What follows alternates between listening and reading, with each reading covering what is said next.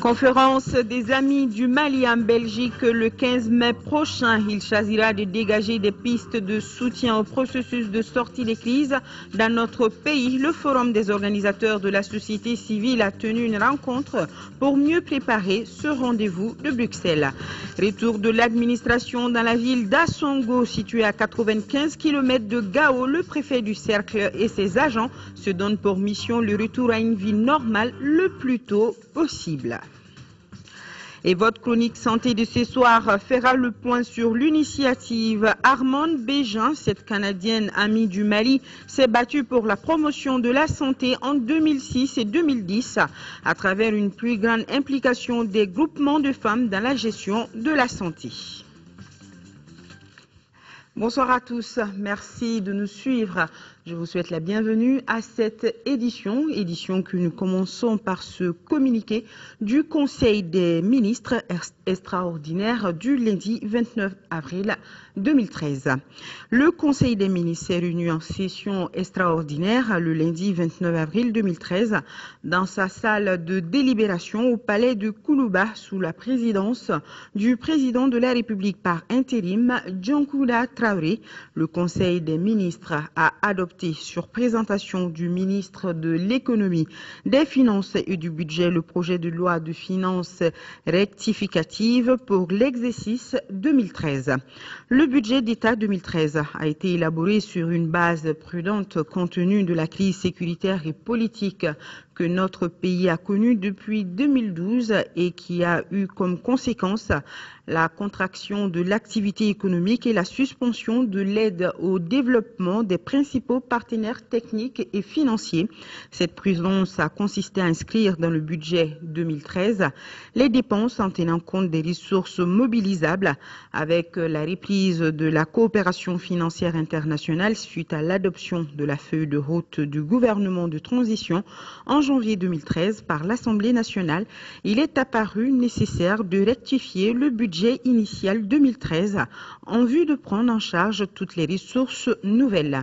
Ainsi, la loi de finances rectificative vise à prendre en compte les financements extérieurs, c'est-à-dire les appuis budgétaires et les projets-programmes du budget spécial d'investissement, les fonds de concours, le reliquat des ressources issues de la vente de la 3e licence de téléphonie, les recettes additionnelles attendues au titre des dividendes des sociétés minières, les ressources d'emprunt intérieur auprès des institutions financières, le report d'une partie des ressources à l'appui budgétaire sectoriel 2010 et 2011 non utilisées du secteur de la santé.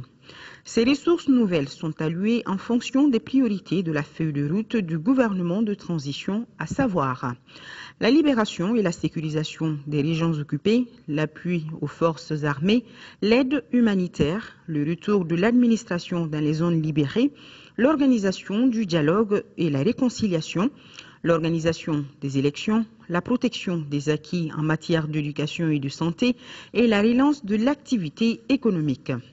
Le budget d'État 2013 rectifié est arrêté comme suit. En recettes à 1433 milliards 36 millions de francs CFA contre 1007 milliards 80 millions de francs CFA prévus dans la loi de finances initiale, soit une progression de 42,30%.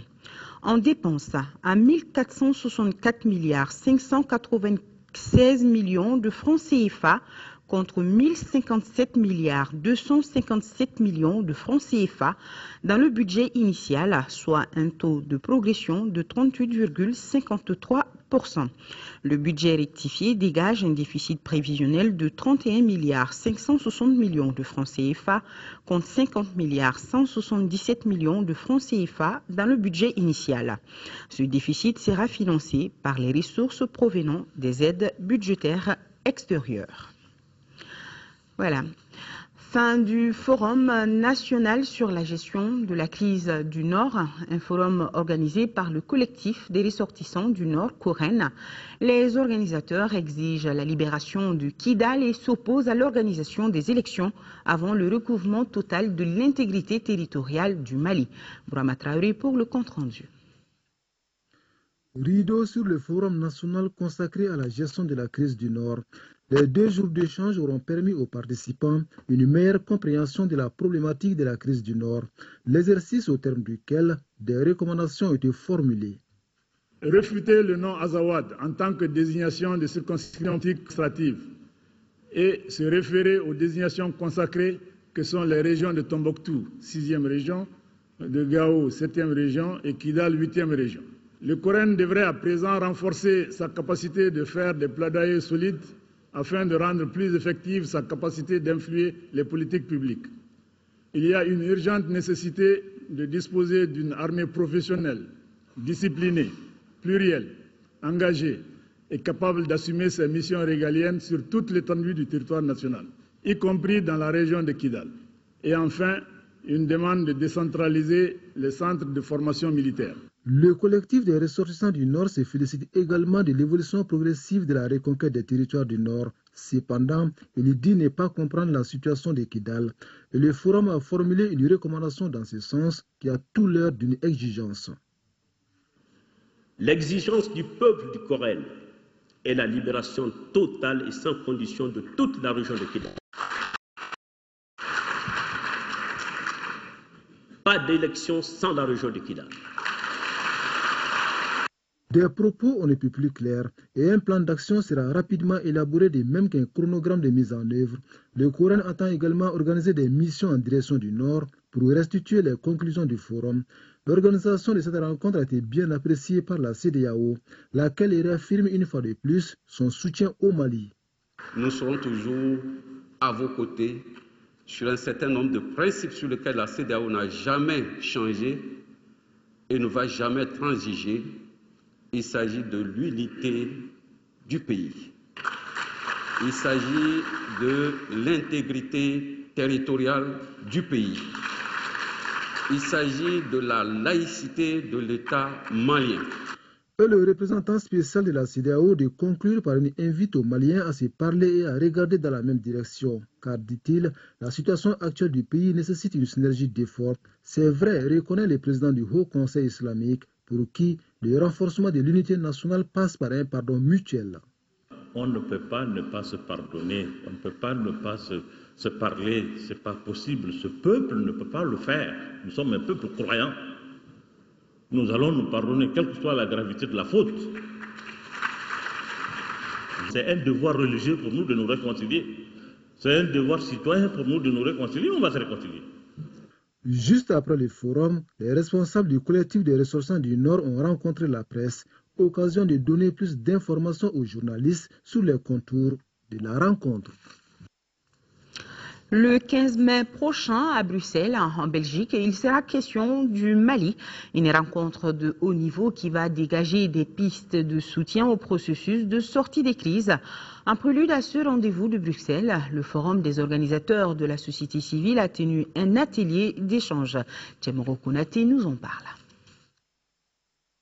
Il s'agit là d'une rencontre capitale dont les résultats seront soumis à la conférence des soutiens des amis du Mali à Bruxelles le 15 mai prochain. Cette conférence à laquelle prendra part le président de la République par intérim, le professeur Diongouna Traoré, sera co-présidé par la France et l'Union européenne. En prélude à la rencontre, cet atelier définira les pistes d'expression des préoccupations du Forum des organisations de la société civile.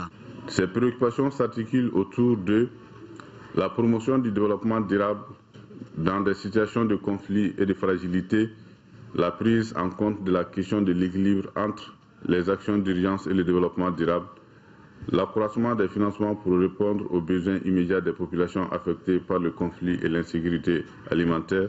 L'année 2012 aura été particulièrement difficile pour le Mali, une conviction partagée par les partenaires.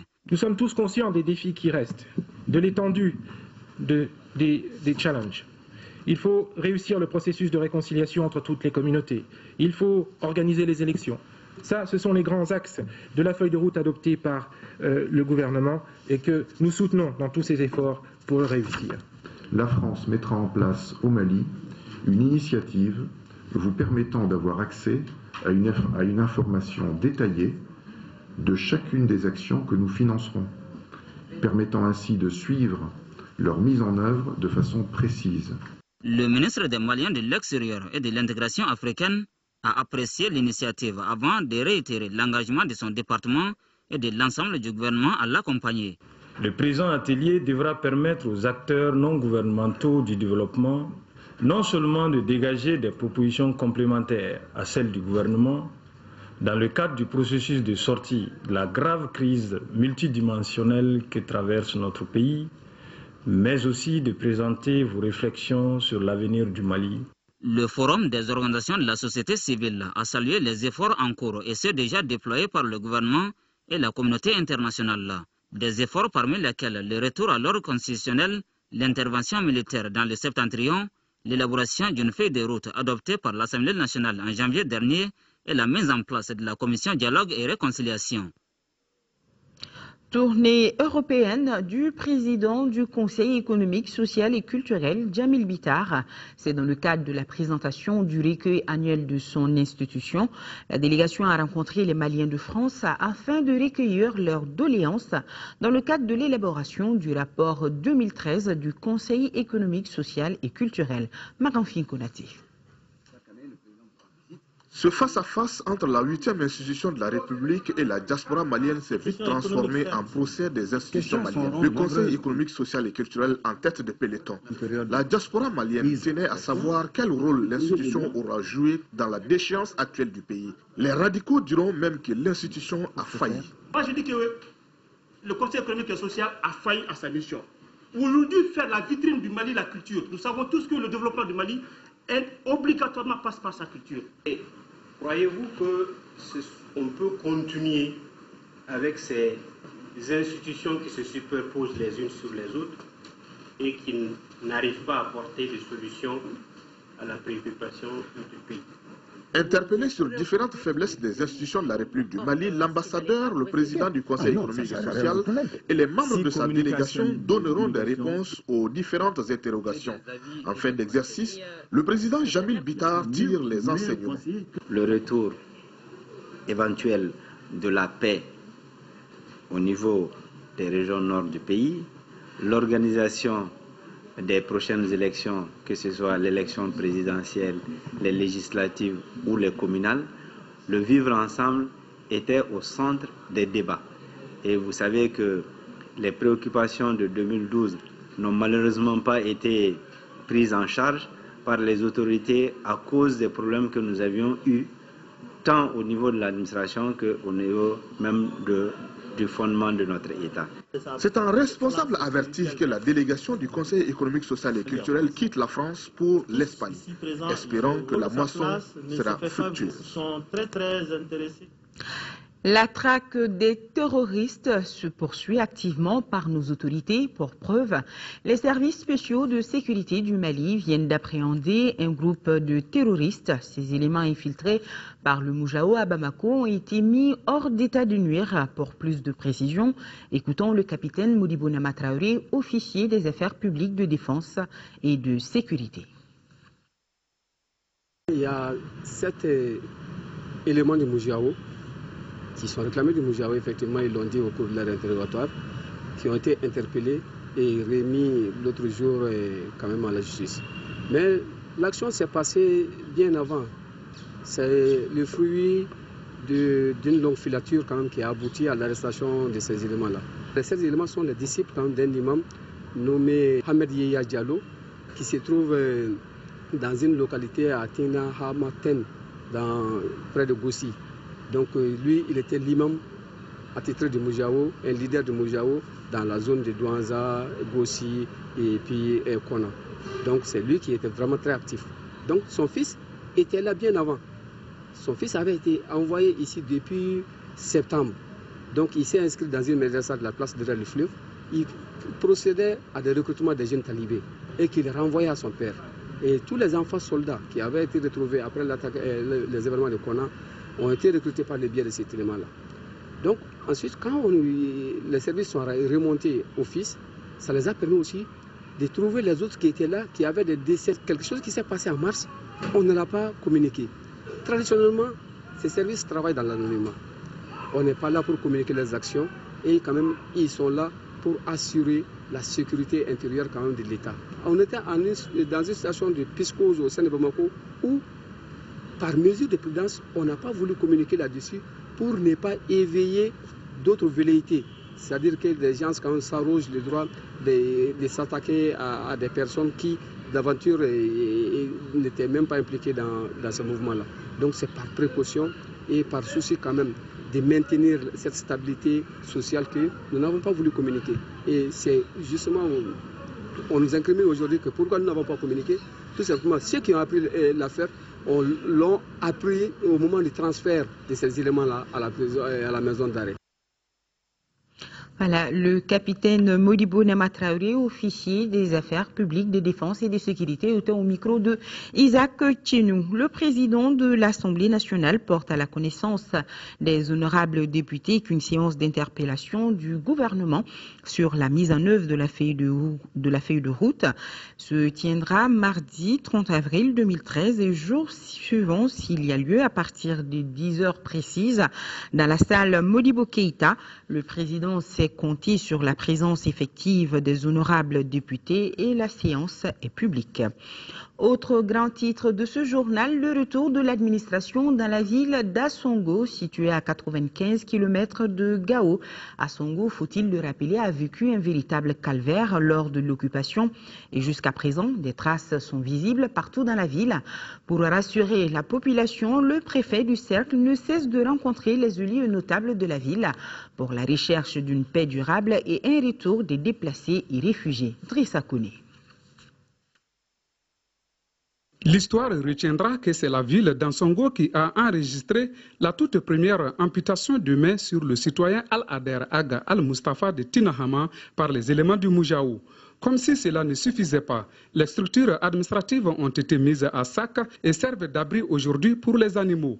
Malgré ce désastre causé par le MNLA et ses complices, l'administration est bel et bien présente à Ansongo depuis le 21 mars dernier. On est rentré, pour ma part, je n'ai pas senti de vide, parce que j'étais là, en symbiose avec tout le monde. Il y a eu certainement un temps d'absence, mais je suis revenu, si vous voulez bien, et continuer ce que j'avais commencé. L'école, pièce maîtresse de tout développement, a repris et son premier responsable s'en réjouit. Partout où nous avons été, ça a été la joie. En visitant les écoles, les élèves ont manifesté leur joie de retrouver la direction des écoles. Et ces élèves-là, nous leur avons signifié que désormais la sécurité est assurée et qu'ils peuvent désormais continuer à étudier dans la quiétude. Il y avait des coups de canon, il y avait beaucoup de choses. On ne part pas se laver au fleuve, on ne chique pas du tabac, on ne fume pas. On ne peut pas salir sa femme, on ne peut pas salir une fille. Mais aujourd'hui, Dieu merci, puisque la sécurité est là, vraiment nous avons compris que la liberté n'a pas de prix. Pour effacer les souffrances, les populations attendent que justice soit faite afin d'éviter à l'avenir de tels sinistres. Ce qui va se faire aujourd'hui, on est en train de chercher la réconciliation, que les gens se pardonnent. Maintenant, ceux qui ont fauté, il va de soi que les juridictions s'en occupent. Si quelqu'un a à voir à quelque chose, l'État est là, l'État sera là, les juges seront là, ils peuvent interpeller qui qu'ils veulent pour répondre quoi que ce soit. Les forces présentes dans la ville patrouillent à la sécurisation des personnes et de leurs biens dans une parfaite collaboration avec les populations, affirme le préfet. Installation de 12 panneaux solaires dans 2 radios locales de Gao, la radio Nata et Adar Koima, peuvent désormais émettre 24 heures sur 24 grâce à ce don précieux de l'opération Serval, un don estimé à près de 15 millions de francs CFA. Retrouvons Drissa Kone. Les radios libres de Gao ont joué un rôle prépondérant dans la stabilisation de la paix pendant et après l'occupation de la ville. C'est pour récompenser ces efforts et renforcer leur capacité que l'opération Serval a offert ses panneaux solaires et accessoires à la radio Nata et Adar Koima. Nous rassurons l'opération Serval et les populations que ce matériel jouera toute sa partition. La radio jouera toute sa plénitude dans son rôle de rassembleur et de fédérateur. La Nata a continué de façon pédagogique et professionnelle durant toute la période de l'occupation de Gao à sensibiliser, à former, à éduquer pour arriver au résultat.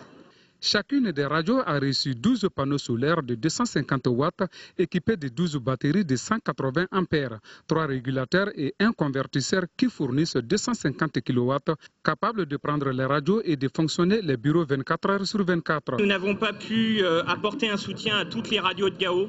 Il y a plusieurs radios sur Gao. Nous avons pour le moment soutenu 2 radios, donc Adar Kohima et Nata. Les autorités de la région ont salué l'action à sa juste valeur. Cet investissement important réalisé par les forces françaises doit être jalousement préservé et bien utilisé au seul bénéfice des vaillantes populations de Gao. C'est parce que c'est avec ces radios que nous avons des actions de développement. C'est avec ces radios que nous avons des actions d'éducation, de sensibilisation, de formation. Donc investir à ce niveau-là est un grand pas pour notre population. Témoignages des auditeurs et démonstrations des pas de danse de la région ont agrémenté cette cérémonie. Cet autre geste de soutien, il est de l'Association malienne pour la survie au Sahel. Il s'agit de matériel didactique et de kits scolaires destinés aux écoles de Tombouctou et de Goundam en 6e région. Yéa Tandina, correspondance. L'Association malienne pour la survie au Sahel, AMSS, en procédant au lancement des activités d'urgence, veut apporter un souffle nouveau aux écoles de la région de Tombouctou. Un appui consistant en matériel didactique et des kits scolaires à 50 écoles de la région. Les centres d'animation pédagogique de Tombouctou et Goundam sont les principaux bénéficiaires de ce nouveau programme. L'AMSS a été le premier partenaire à doter les écoles en matériel didactique. Qu'ils en soient remerciés et salués de cet effort. Nous les remercions encore pour leur appui constant. Et en outre, nous réjouissons du lancement de ce nouveau programme car il nous permettra de consolider les acquis. La mise en œuvre des actions exige des différents partenaires une meilleure concertation. Ainsi, cette activité est une occasion inédite pour partager la joie avec les autorités scolaires, des CGS, des parents d'élèves qui ont tout perdu par le passé. Cette action de la MSS veut ainsi contribuer aux efforts déployés par le gouvernement de la République du Mali. Elle sera d'un apport conséquent pour la qualité de l'enseignement et des études. Ce programme vise à la bonne reprise et à l'amélioration de l'éducation dans notre région après environ une année d'occupation. Il s'agira de créer les conditions favorables pour l'amélioration et le renforcement des capacités des enseignants et des élèves en vue de pouvoir participer tous les acteurs au développement de l'éducation et contribuer à la consolidation d'une paix durable. Ce nouveau programme au profit de l'éducation est le prolongement des appuis qui datent depuis 1992. Des kits scolaires et matériels didactiques ont été remis aux bénéficiaires. En application des dispositions de la loi 05-040 du 22 juillet 2005 relative aux fêtes légales en République du Mali, le ministre du Travail, de la fonction publique et des relations avec les institutions informe que la journée du mercredi 1er mai, fête du travail, est chômée et payée sur toute l'étendue du territoire national. Assemblée générale des femmes de l'Union des patriotes pour la République, le thème portait sur l'engagement des femmes dans le processus électoral. Mamoudou Sidibé, les détails.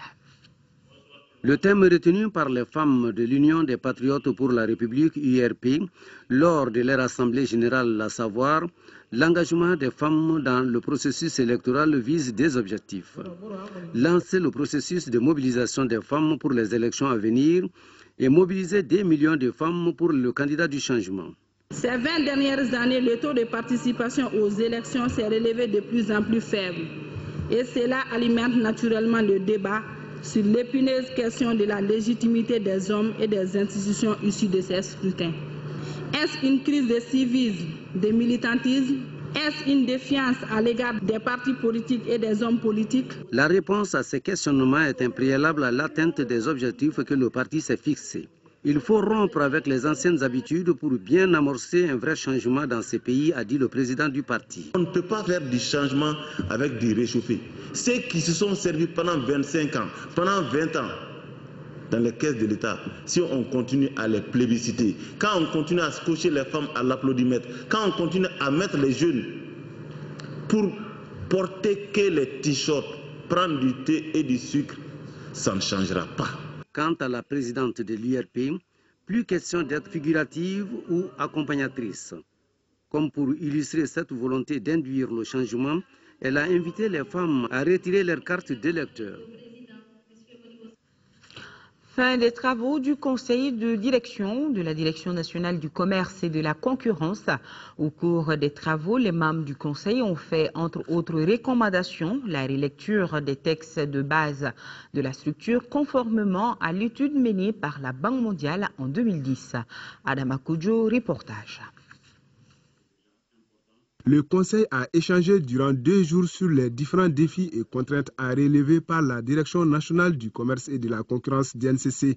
À l'issue des travaux, le Conseil recommande entre autres l'exécution de la phase 3 du programme de financement du projet d'appui aux commerçants détaillants, l'harmonisation des données statistiques de la DNCC et des douanes concernant la quantité du riz exonéré.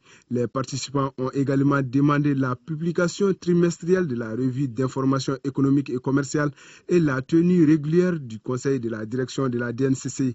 Vous avez également formulé des propositions de solutions innovantes qui feront l'objet d'une attention particulière de la part du département.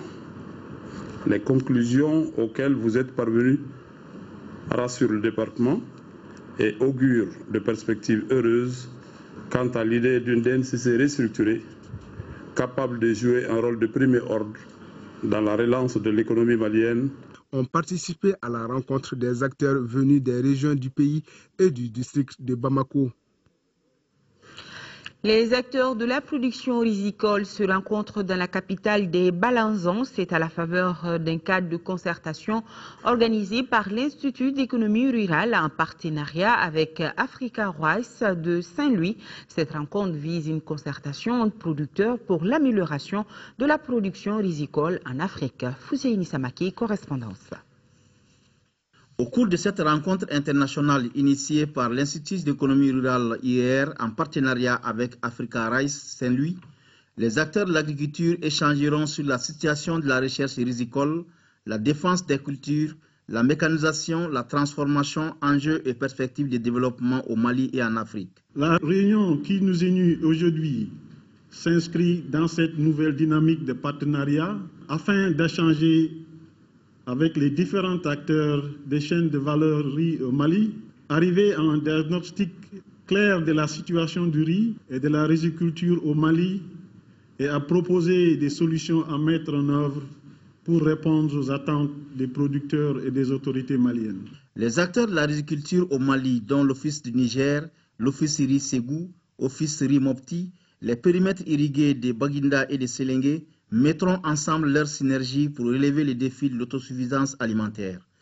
La collaboration avec Africa Rice à travers ses échanges directs avec l'Office du Niger en présence des partenaires des autres systèmes de riziculture permettra en outre d'approfondir les réflexions permettant de converger vers l'atteinte des objectifs politiques fixés dans le cadre de la stratégie nationale de développement de la riziculture.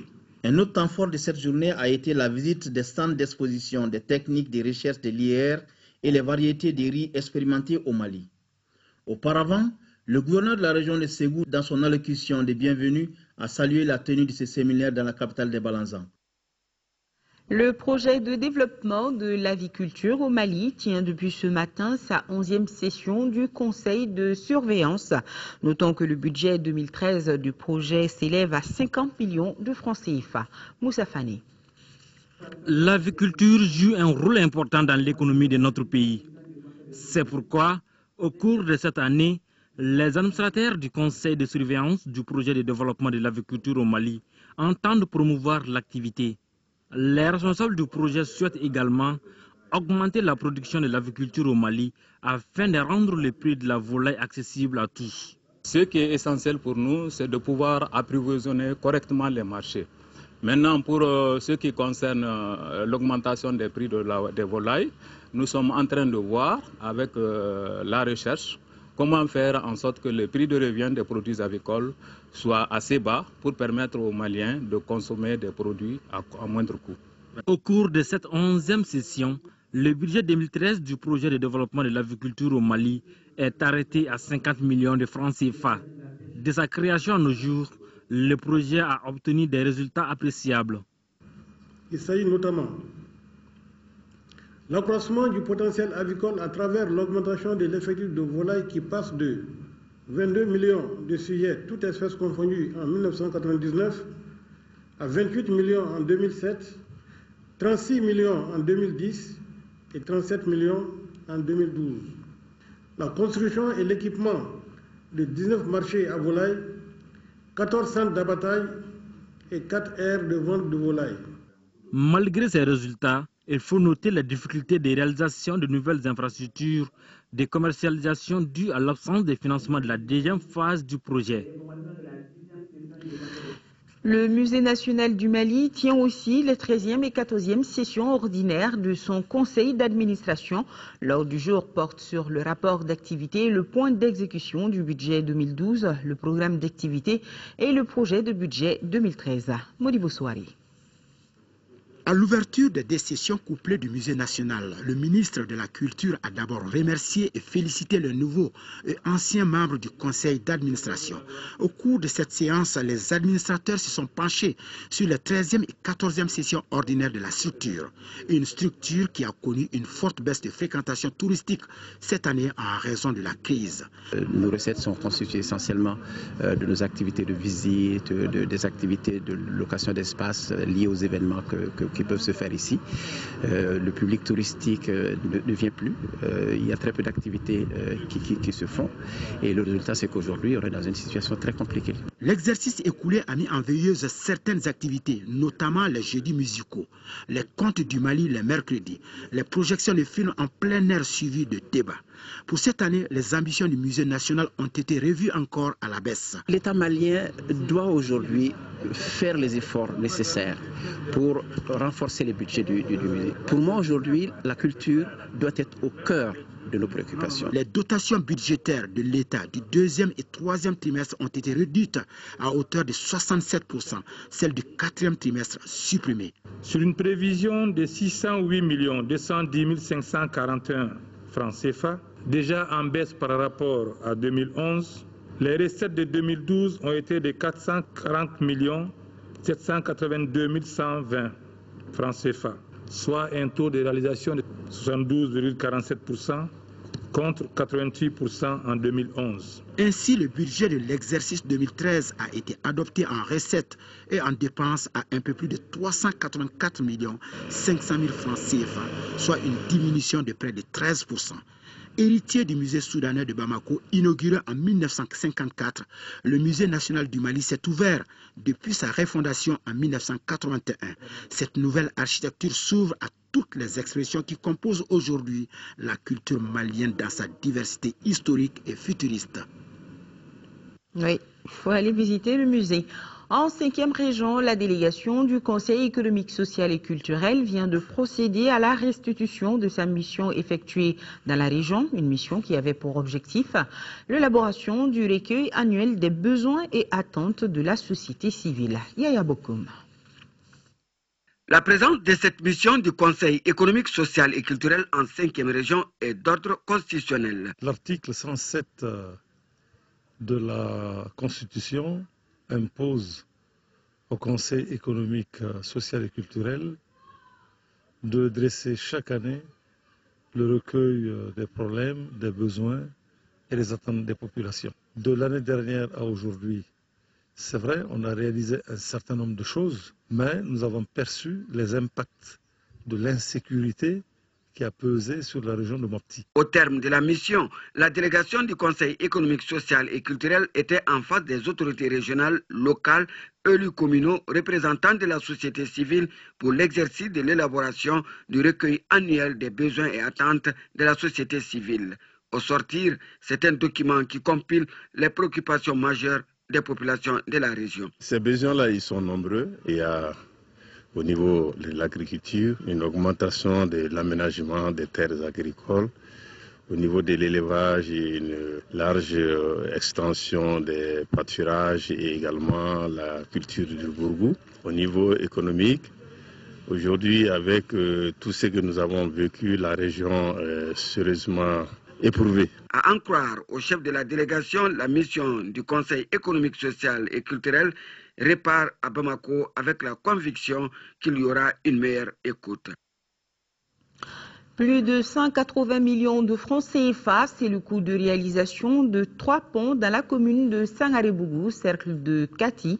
Deux des ponts, à savoir le pont de Marseille et celui de Sangaré-Bougou, Sarambougou, ont été inaugurés hier par les autorités communales. Fademba Keïta a assisté à la cérémonie.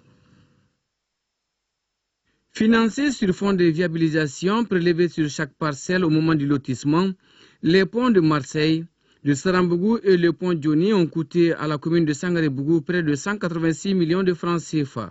Ces infrastructures facilitent d'une part l'accès à la commune et d'autre part, elles mettent fin aux tracasseries liées à la traversée de ces cours d'eau en période hivernale. Comment ce fonds-là est acquis? Chaque bénéficiaire de parcelle paye 107 500 à la banque et c'est ce fonds-là qui a servi à construire ce joyau architectural dont nous venons de faire la réception provisoire. Un à Marseille et un ici. Ces ouvrages ont été réalisés par l'entreprise de construction et de fourniture. Aujourd'hui, il y a un heureux donateur qui se propose de mettre des dalles. Donc le pont ne sera pas directement utilisable. Donc ce que je demande aux usagers encore, c'est de patienter pour quelques jours pour qu'on pose le pavé. Entre-temps, l'ouvrage aussi, les dalles ont été posées, mais ça demande un certain temps pour se consolider. Le maire a saisi l'occasion pour saluer l'engagement patriotique des 23 conseillers municipaux et de la population, sans lesquels ces infrastructures n'auraient pas vu le jour. Il a également invité les citoyens au paiement régulier des taxes indispensables à la réalisation d'autres projets de développement.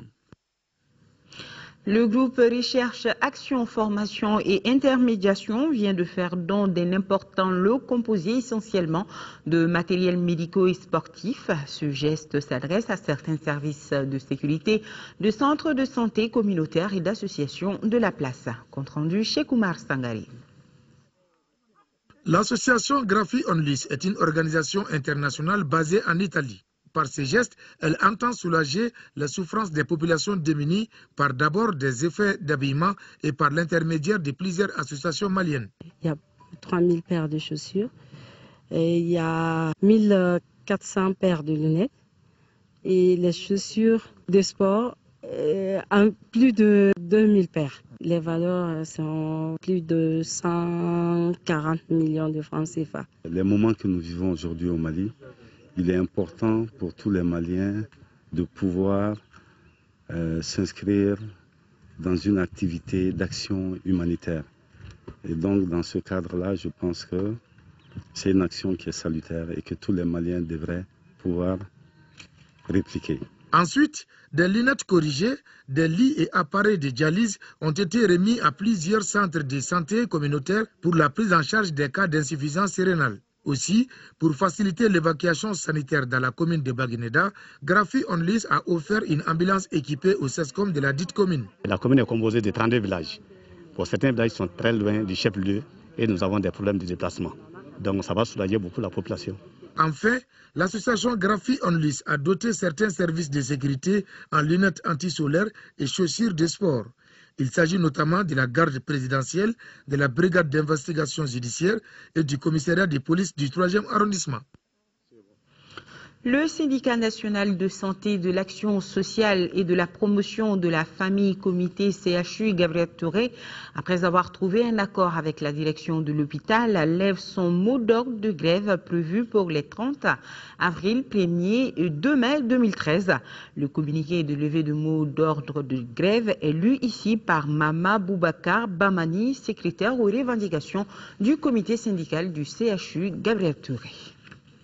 Vu les situations de conflits armés que vit actuellement notre pays, vu les efforts de la commission des bons offices des charges du CHU Gabriel Touré, considérant les engagements du ministère de la Santé et de la direction du CHU Gabriel Touré à régulariser l'ensemble des arriérés dus au personnel de l'hôpital avant le 15 juin 2013, les syndicats nationaux de la santé, de l'action sociale et de la promotion de la famille, le comité du CHU Gabriel Touré, après avoir noté un accord avec la direction de l'hôpital sur le reste des points de préavis de grève, décide de lever son mot d'ordre de grève prévu pour le 30 avril, le 1er et le 2 mai 2013. En conséquence, le comité syndical demande aux travailleurs de continuer normalement les services tout en restant mobilisés pour les décisions et actions ultérieures. Le comité syndical remercie les membres de la commission de conciliation et tous ceux qui ont œuvré pour l'avènement de ce résultat. Bamako, le 29 avril 2013, pour le bureau, le secrétaire général, Dr Loseni Bengali. Voilà, ce communiqué de levée de mot d'ordre de grève du CHU nous amène directement à la chronique santé de cette semaine qui s'intéresse à une initiative visant à promouvoir la santé. Il s'agit de l'initiative d'une volontaire canadienne du Centre d'études de coopération internationale, CECI, Armande Béjean, qui n'est plus de ce monde, a fait au Mali la promotion de la santé entre 2006 et 2010 à travers une plus grande implication des groupements de femmes dans la gestion de la santé. L'initiative appuyée aujourd'hui par un fonds de la famille Béjean permet d'augmenter le taux de fréquentation du CESCOM de Yirimadjo où notre équipe de reportage est passée. Focus Santé est une réalisation de Tchessera Dabili.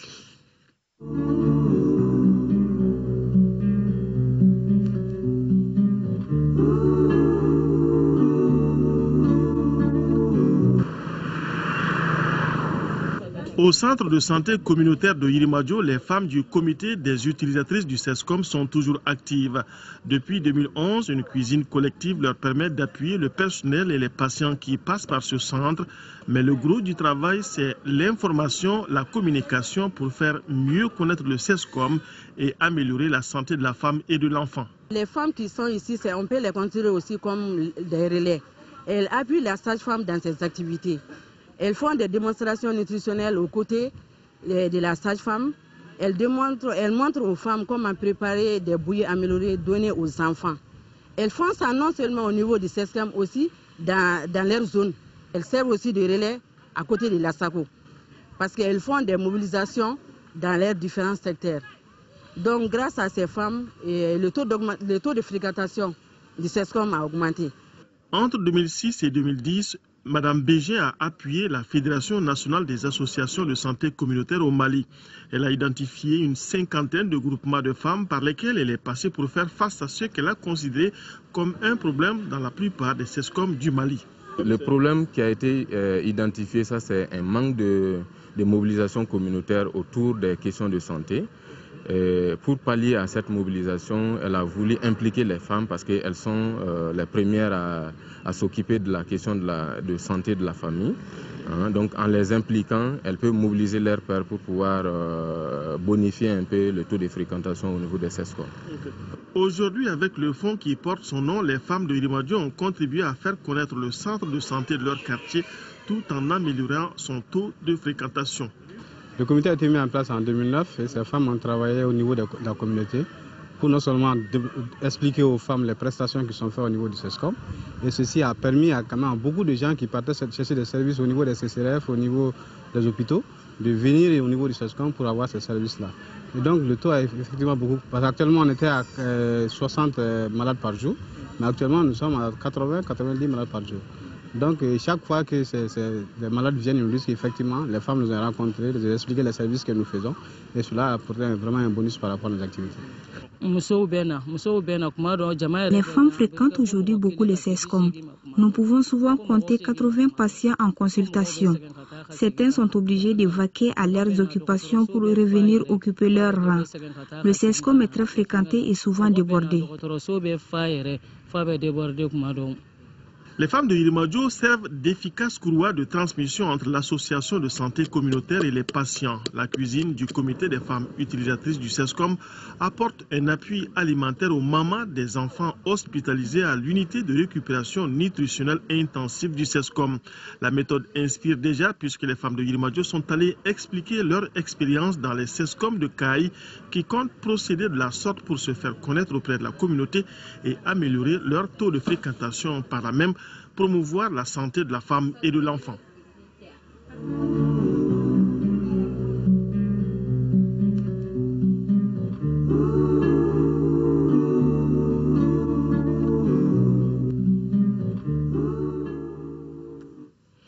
Voilà, point final à ce 20h. Merci de votre aimable attention.